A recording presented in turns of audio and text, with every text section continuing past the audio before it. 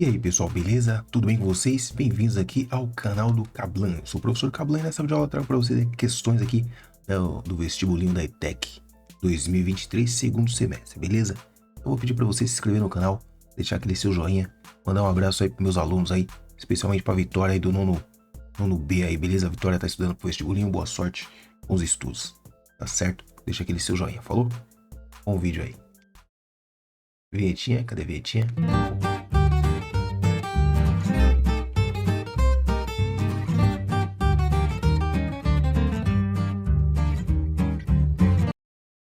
A primeira questão aqui, ó, de matemática, questão 5.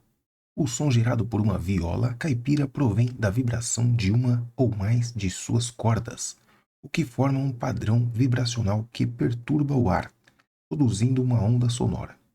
Os diferentes sons que podem ser produzidos ao tocar uma viola decorrem de diferentes frequências emitidas pelo instrumento. Quanto menor for a frequência, mais grave será o som percebido.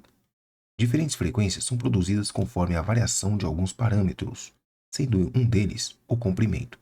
Quanto maior o comprimento da corda vibrando, menor será a frequência. Então, a informação que a gente precisa para resolver a questão está aqui, justamente aqui, nesse trecho aqui, ó.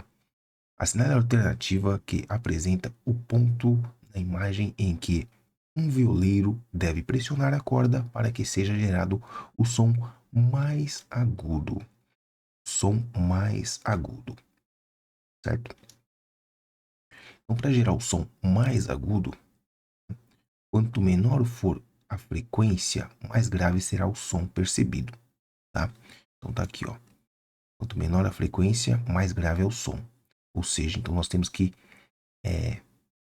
gerar uma frequência maior, tá? Não é a menor, porque a menor gera um som grave. Então o contrário tem que ser frequências maiores, tá?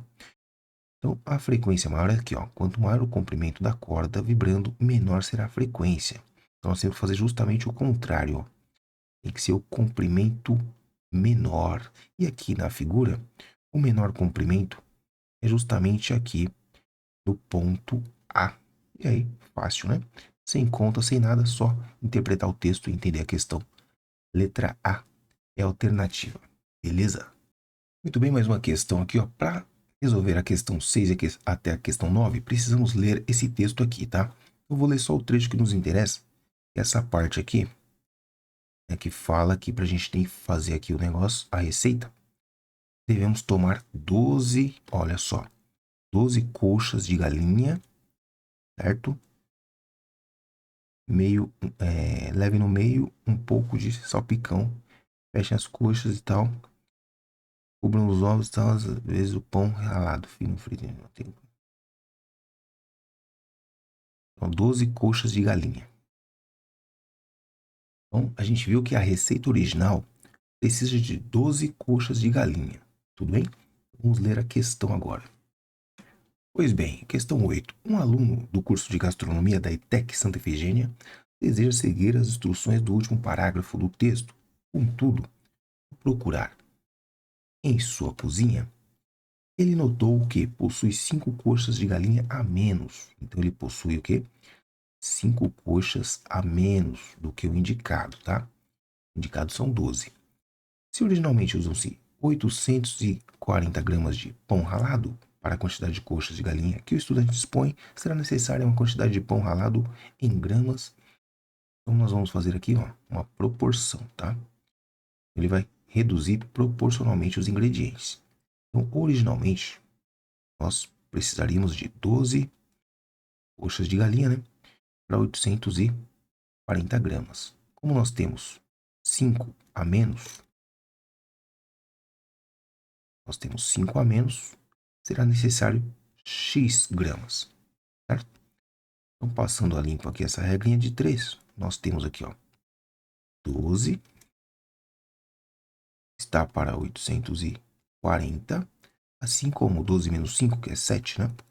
Está para X.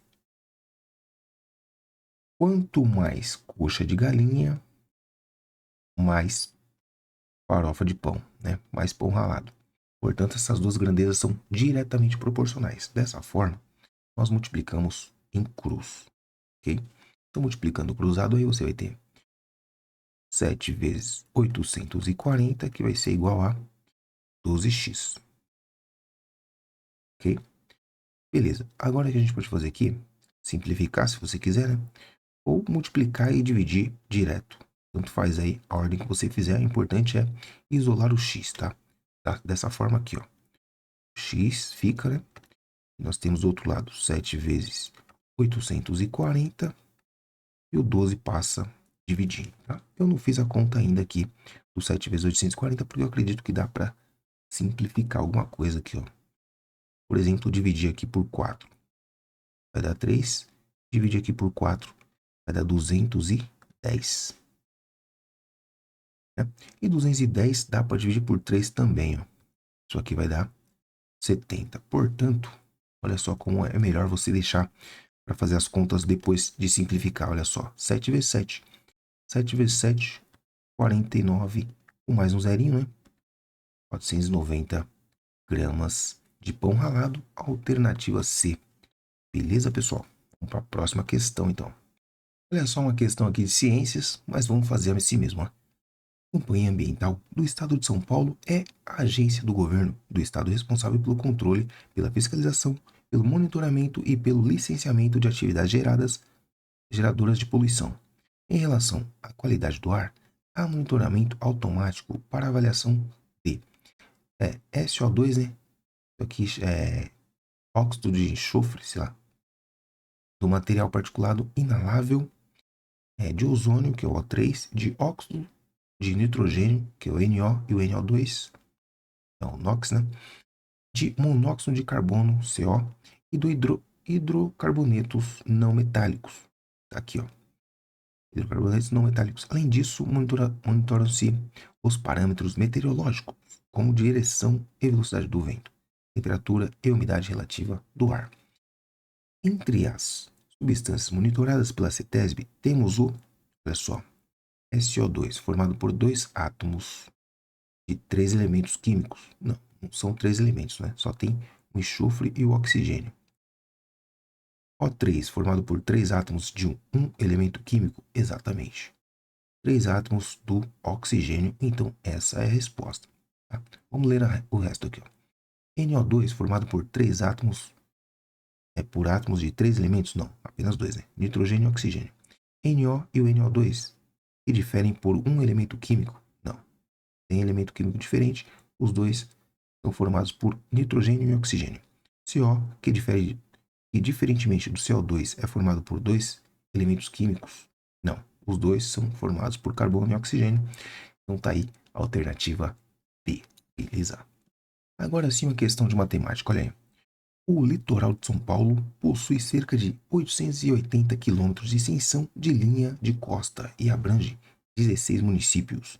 Ele é banhado pelo Oceano Atlântico, cuja água apresenta densidade média, olha aqui a densidade média da água, 1,03 gramas por centímetro cúbico. Considere que a densidade D é a razão entre a massa e o volume de uma amostra. Tá? Então está aqui a formulinha. Ó. Densidade igual a razão entre a massa e o volume.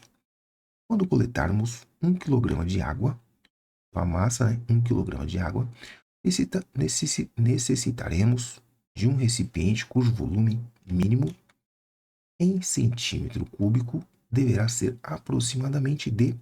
Olha só, uma questão aqui que você resolveria pelo cálculo aproximado. Veja, nós temos a massa e temos a densidade. Com isso, usando essa expressão, nós conseguimos o volume. Veja, então a densidade é 1,03, certo? Esse resultado é o resultado da razão entre a massa, que no caso aqui é 1 kg, né? Lembrando que 1 kg são 1000 gramas. Temos que transformar em gramas porque a unidade aqui está grama por centímetro cúbico. Então, nós teremos 1000 gramas dividido pelo volume, que é o que a gente precisa descobrir. Isolando aí a letra V, que é o volume, nós ficamos com a seguinte expressão. O volume passa para cá e o 1,03 divide o 1000. 1,03. Você sabe que essa divisão aqui é aproximadamente 1000, né? Porque nós estamos dividindo por um número que é aproximadamente 1. Ou seja, o resultado tem que ser próximo de 1.000. E aqui, pelas alternativas, você vê que o resultado mais próximo é a alternativa D, 970,9 gramas, que é o resultado aproximado aqui, né? 970,9 gramas, não, centímetros cúbicos. Ok? Então, alternativa D. Tamo junto, vamos para mais uma questão. Olha aí, mais uma questãozinha de ciências, mas a gente vai fazer assim mesmo. Questão 18. O cloreto de sódio é o sal mais abundante nas águas do Oceano Atlântico, que também contém cloreto de potássio e cloreto de magnésio. Os sais são formados por cátions, íons positivos, e ânions, íons negativos. Saiba que as representações dos íons presentes nos sais citados no texto são: nós temos aqui os cátions, né? Que são os íons positivos, têm carga positiva. É o Na, é o K+, e o Mg2+, né? O magnésio. E o ânion, o único ânion que tem aqui é o Cl-, ok? O que significa essas cargas aqui, ó? Significa que o sódio, ele precisa de um elétron para se estabilizar, assim como o potássio precisa de um elétron e o magnésio precisa de 2 elétrons, ok? Já o ânion aqui, ó, ele tem um elétron sobrando, que é o cloro. Então, com essas cargas, a gente consegue, né, formar as moléculas. Então, veja, assinale a alternativa que apresenta a fórmula correta para os sais presentes no texto.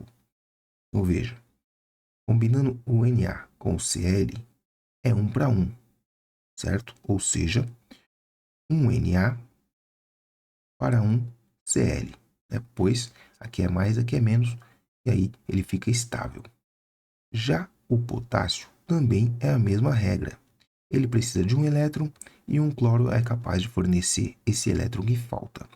Já o magnésio, ele precisa de 2 elétrons.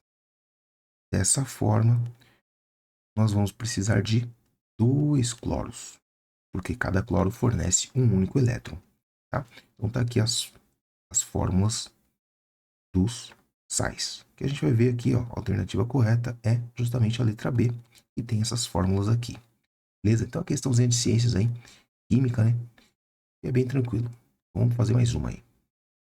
Bem, pessoal, para a gente fazer as próximas questões, precisamos ler esse texto aqui, ó. Considerada a maior companhia de saneamento do Brasil, a Sabesp foi criada no ano de 1973 a partir da fusão de 6 empresas privadas que atuavam na distribuição de água e na coleta de esgotos em várias regiões do estado de São Paulo. Nos primeiros anos, a empresa chegou a receber a adesão média de 8 cidades por mês, alcançando rapidamente o patamar de centenas de municípios atendidos e conseguindo diminuir cada vez mais o índice de mortalidade infantil. Entre as conquistas que marcaram a história da Sabesp na década de 1970 estão as implantações do sistema Cantareira, responsável pelo abastecimento de parcela significativa da região metropolitana de São Paulo, e, nos anos seguintes, dos sistemas integrados e de distribuição de água e de coleta de esgotos. As estações de tratamento de água, ETAs, da Sabesp funcionam como verdadeiras fábricas para produzir água potável. Atualmente são tratados aproximadamente 120 mil litros de água por segundo. 120 mil litros por segundo. Então, esse é o texto, né, que a gente precisava ler para resolver a questão que vem a seguir. Muito bem, agora sim a questão 22. Suponha que a média de adesão relatada no texto seja mantida e que a Sabesp hoje atenda a 375 municípios. Entre as alternativas dadas, assinale a que apresenta o menor número inteiro que corresponde ao tempo necessário em anos para a empresa conseguir ultrapassar a adesão de mais da metade desses municípios. Mais da metade desses municípios. Vejamos. Então vamos ver aqui qual que é a metade dos municípios, né? São 375. Vamos dividir então 375 por 2 para a gente saber qual que é a metade, né? Então aqui nós temos 1 vezes 2 dá 2, sobra 1, baixou 7. 17 por 2 dá 8. Aqui vai dar 16, sobra 1, baixou 5. 15 por 2 vai dar 7. Aqui vai dar 14, sobra 1. Aqui não dá para dividir, 0,10 por 2 dá 5. Então, metade dos municípios é 187,5, tá? 187,5 não pode ser metade do município. Nós vamos arredondar então para 188, beleza?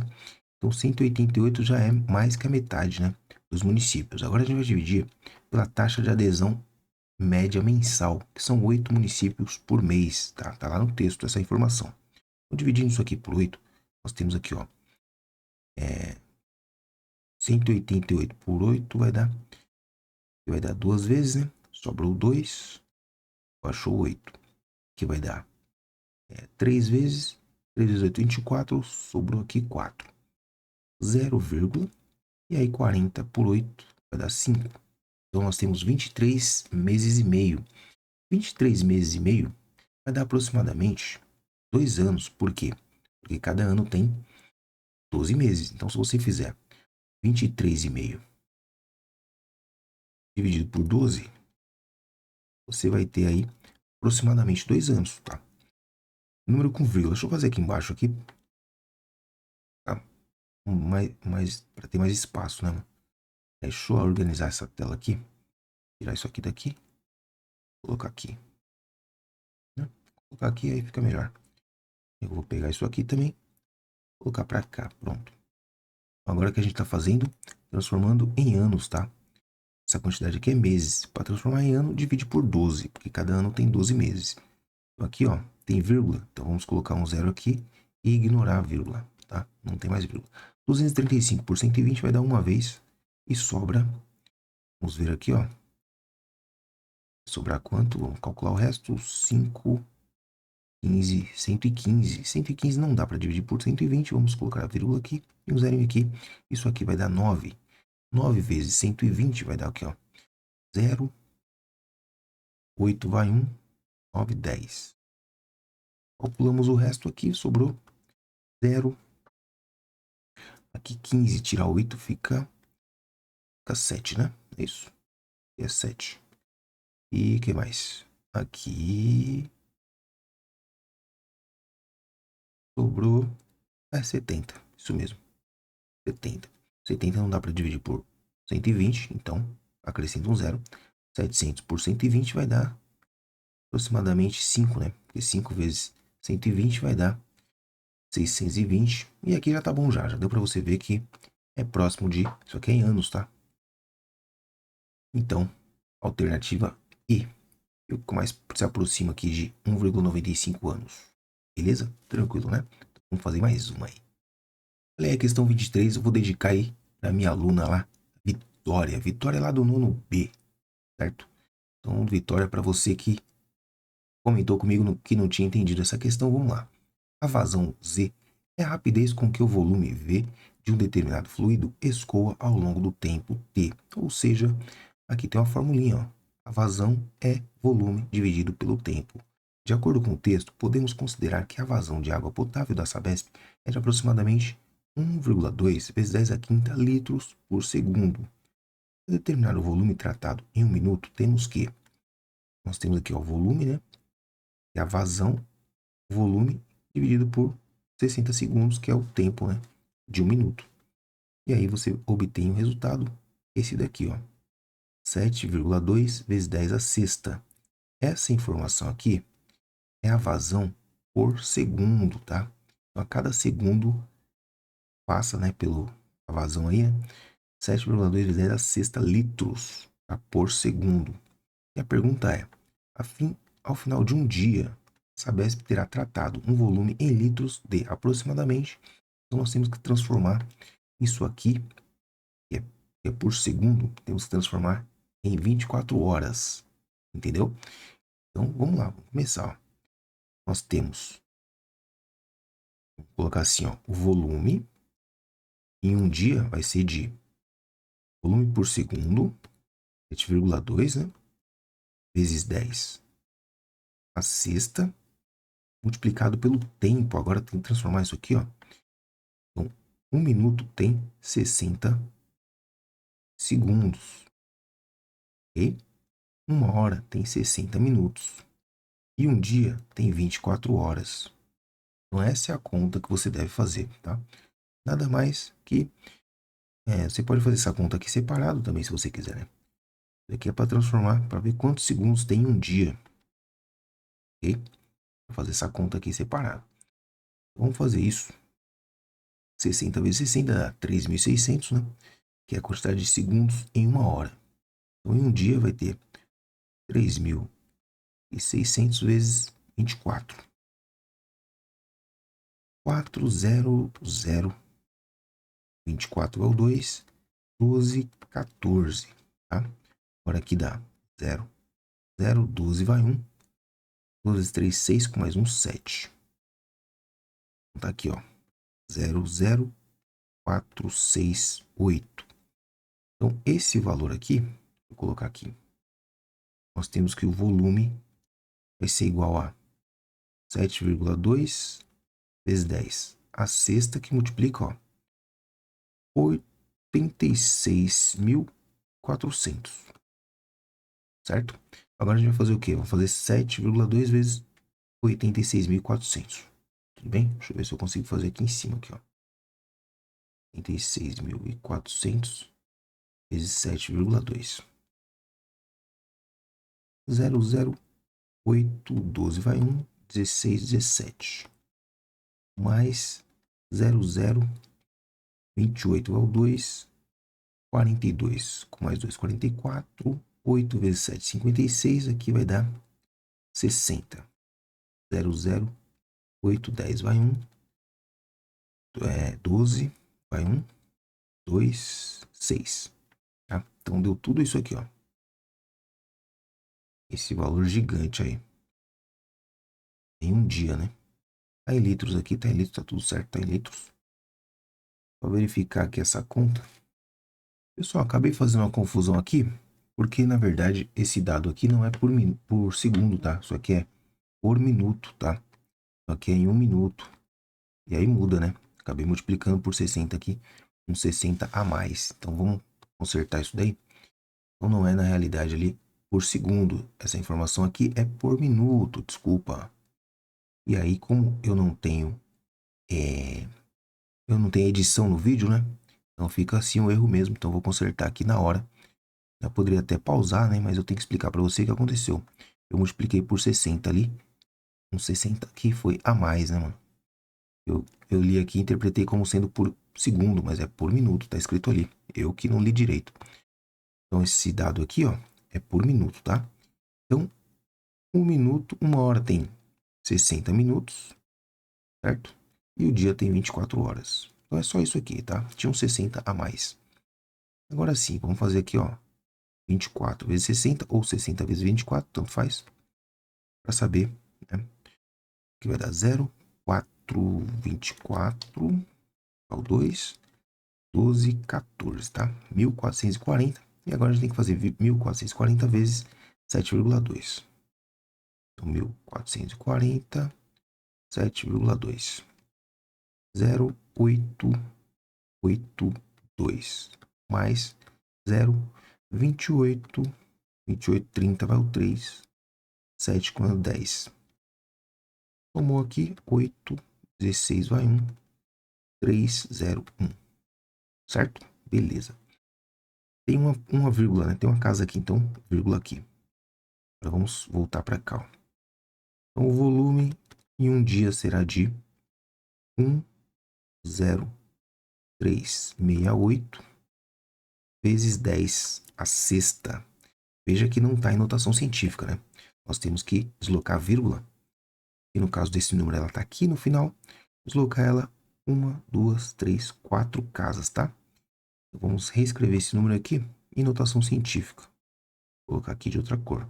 Então, a resposta final. O volume diário vai ser de 1,0368 vezes 10 a...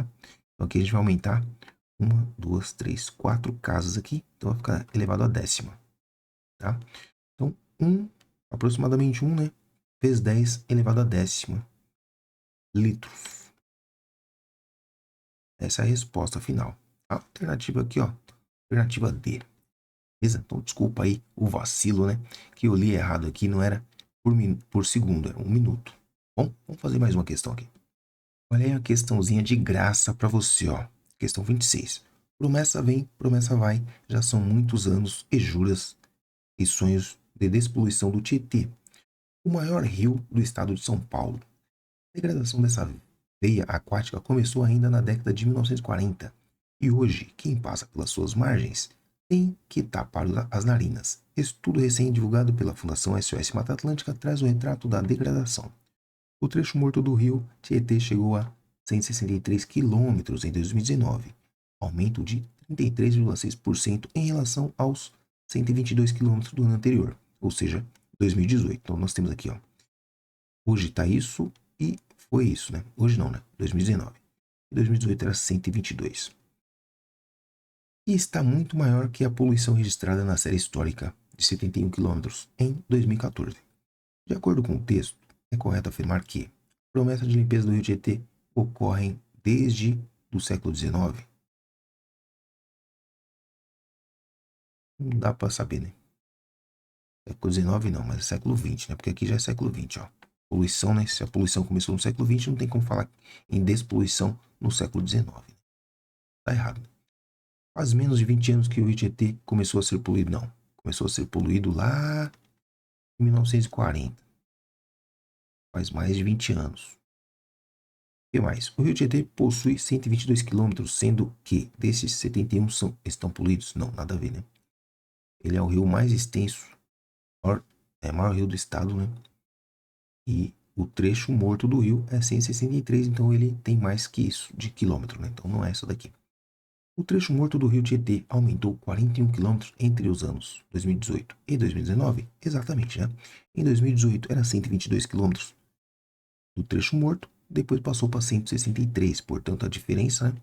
Só você fazer 163 menos 122, você chega aí nos 41 quilômetros, ok? Então essa é a alternativa correta, a alternativa D. Bem de boa, essa você não poderia errar, porque foi a questão, praticamente te deram a questão, né? Demais. Muito bem, para fazer a questão 31 e 32, precisamos ler esse texto aqui, ó. Não esquece, pessoal, de se inscrever no canal, que isso é muito importante, tá bom? Deixar aquele seu joinha também. Eu tô sempre ajudando vocês aí. Tem a playlist aí com bastante vídeo, deve ter uns 100 vídeos aí só de ETEC. Então, né, conto com a sua colaboração aí, aquele seu joinha e sua inscrição. Também compartilha com seus colegas aí que vão fazer, né, a ETEC vestibulinho. Na década de 1830, não havia mais dúvidas entre os paulistas sobre a necessidade de uma estrada de ferro que ligasse o interior ao Porto de Santos. A grande produção de café demandava uma boa logística de transporte para o seu escoamento. Na década de 1850, estimava-se em 2,5 milhões de arrobas produção de café. Inaugurada em 1867, com o nome de São Paulo Highway, a estrada de ferro Santos-Jundiaí foi a primeira do estado. Tinha seu marco zero, ou seja, aonde começava, né? Marco zero na estação Valongo, em Santos, e chegava em Jundiaí depois de percorrer 139 quilômetros, passando por diversas estações, como o Alto da Serra, em Paranapiacaba, no quilômetro 30, e a da Luz, na cidade de São Paulo, no quilômetro 79, ou seja, a Estação da Luz estava a 79 quilômetros do Porto de Santos, do marco zero aqui da estação Valongo. Tudo bem? Beleza. Agora para a questão. Então, olha a questão, ó. No início da década de 1970, eram necessários aproximadamente 2 horas para realizar o trajeto entre a estação Valongo e a estação da Luz. Nesse percurso, o trem se locomovia com uma velocidade escalar média de aproximadamente de... Olha aí, ó. O tempo necessário, né, para chegar aqui eram 2 horas. Ok? Beleza. E a distância, lembra da distância? Estava lá no texto. A distância entre Valongo e Estação da Luz era de 79 quilômetros, beleza? Então, vamos lá. Antes de continuar, pessoal, vou pedir para você o quê? Se inscrever no canal, por gentileza, se inscreve no canal, não te custa nada e vai ajudar bastante aqui para eu ter motivação para continuar com esse trabalho aí, certo? Então, tudo bem? Vai se inscrever? Se inscreve, por favor. Isso, garoto. Isso, garota. Então, vamos continuar então. Olha só, nós temos a distância, né? Primeiramente, vamos colocar aqui a fórmula da velocidade média, ó. Velocidade média é a razão entre a distância percorrida, que eu vou chamar de ΔS, dividido pelo tempo ΔT, certo? Nada mais, é só a nomenclatura aí. Bom, substituindo então ΔS, que é a distância, por 79 e o tempo por 2 horas, nós temos o resultado dessa conta aqui. Eu vou fazer aqui para vocês, ó. 79 dividido por 2. Você sabe que vai dar aqui, ó. 3 vezes 2 dá 6, sobra 1. Achou 9. Então, que vai dar exatamente 9, né? Dá 18, sobra 1. 10,5 e não sobra nada. Acabou. Então, a velocidade média era de 39,5 quilômetros por hora, ou seja, era bem devagar. Alternativa C, beleza?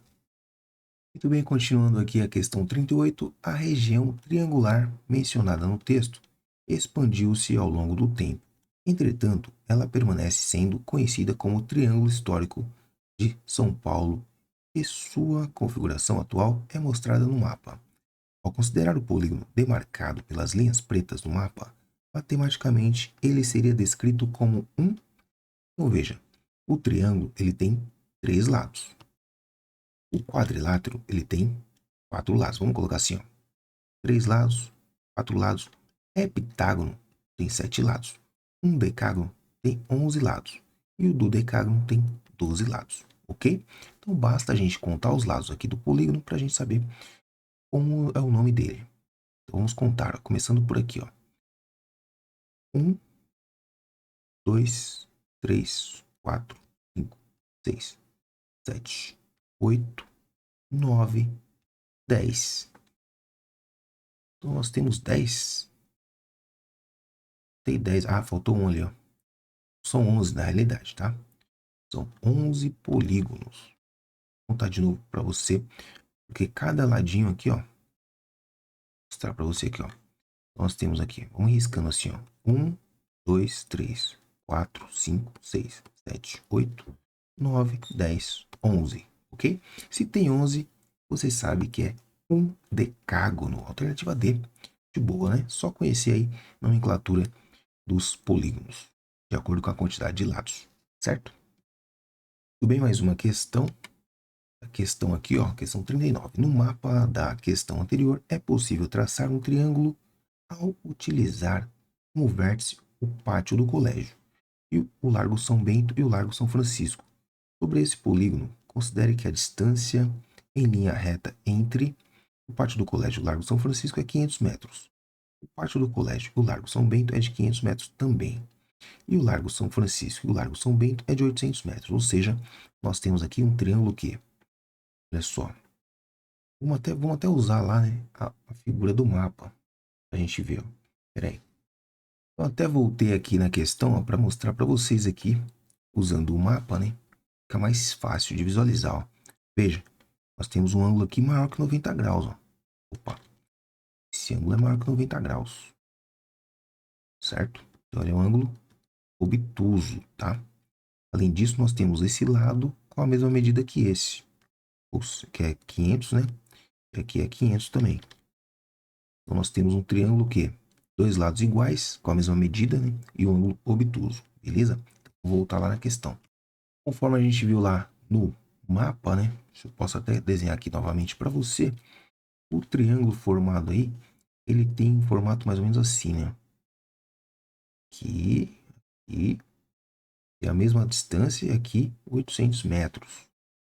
Tá? Então ficou da seguinte forma, né?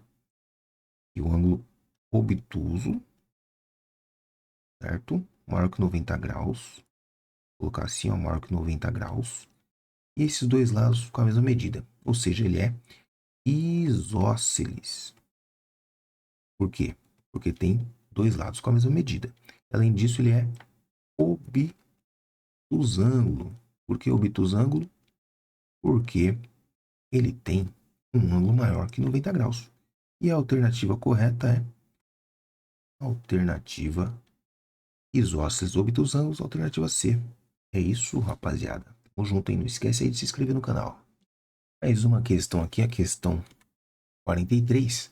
O estado de São Paulo possui diversos pontos turísticos, sendo alguns exemplos de possíveis destinos. Está aqui a Igreja da Matriz, Santana, em Santana, Parnaíba, a Capela das Mercês, em São Luís do Paraná, do Paraitinga, Estação Ferroviária, não sei das quantas, Museu, não sei das quantas, Cachoeira, Fazenda, Museu. Um turista pretende visitar 3 destinos listados, sendo que sua primeira parada será o Museu do Café, e os outros 2 destinos serão escolhidos de forma aleatória. O número máximo de roteiros diferentes, levando em conta a ordem de visitação aos pontos turísticos, corresponde a... Então nós temos aqui, ó, 1, 2, 3, 4, 5, 6, são 7 destinos, tá? Ele vai fazer aqui, ó, 1, 2, 3, né? Vai visitar 3, certo? Bom, ele vai começar pelo Museu do Café. Então, é apenas uma. Só tem um Museu do Café, né? Então, ele só tem uma opção aqui para começar. Agora, a partir daí, ó, ele visitou o Museu do Café, sobram 6, né, destinos para ele ir, né? Depois disso, ele já visitou 2, restam 5 destinos para ele escolher. Aplicando o princípio multiplicativo, você tem aqui 30 formas aí de montar esse roteiro, tá? Alternativa B, 30 formas de montar o roteiro. Aqui a gente fez o princípio fundamental da contagem, o PFC, tá bom? Dá uma pesquisada lá. Vamos fazer mais uma aqui. Pessoal, estamos chegando ao final da correção, tá? Essa é a última questão que eu vou fazer nesse vídeo. Então, se você ainda não escreveu até esse momento, vou pedir para você, por gentileza, encarecidamente, inscreva aí no canal, que isso é muito importante pra gente, né, ter aquela motivação a mais, né? Quando eu vejo lá os números crescendo, eu fico mais motivado para fazer mais vídeos como esse, tá bom? Então me ajuda aí e vamos fazer essa última questão desse vídeo aqui, tá? Dados do relatório de inteligência turística de São Paulo de novembro de 2022 resumem a avaliação dos turistas que visitam alguns seus municípios. No quadro, apresentam-se certos destinos e suas avaliações realizadas em 2 sites. Nessa escala, 0 seria a pior avaliação, 5 a melhor. Então, aqui os destinos, né? E o resultado nos sites. De acordo com os dados apresentados, é correto afirmar que o destino turístico que possui melhor avaliação média, considerando os 2 sites, é a melhor avaliação média. Basta então calcular a média aí, né? O que a gente pode fazer aqui, ó. Só de olhar aqui os dados, ó, já parece que a Aparecida é o maior, né? Ó, que é 76, 50, 58, 47, 4,41, 3,98. Bom, acho que não precisa nem fazer a conta, né? A maior média aqui é justamente a Aparecida, tá? Vou nem fazer a conta. Mas, para você entender, ó, a média vai ser a soma, né? 4,76 com mais 4,50, tá? Dividido por 2, né? Porque a gente só somou 2 valores aqui. Tá? Então, o resultado aí seria a média. Mas, só pelos valores aqui que a gente tem, dá para perceber que a média, né? A soma desses dois dividindo por 2 vai ser maior que a média dos outros resultados. Portanto, vamos ficar por aqui mesmo. E aí, pessoal, gostou da resolução? Então, se inscreve no canal, não esquece aí de deixar aquele seu joinha, tá bom? Desejo a você bons estudos aí, que Deus te abençoe e que você consiga entrar na ETEC e ter um curso técnico aí, ter uma profissão, tá bom? Nos vemos aí no próximo vídeo, até mais, tchau!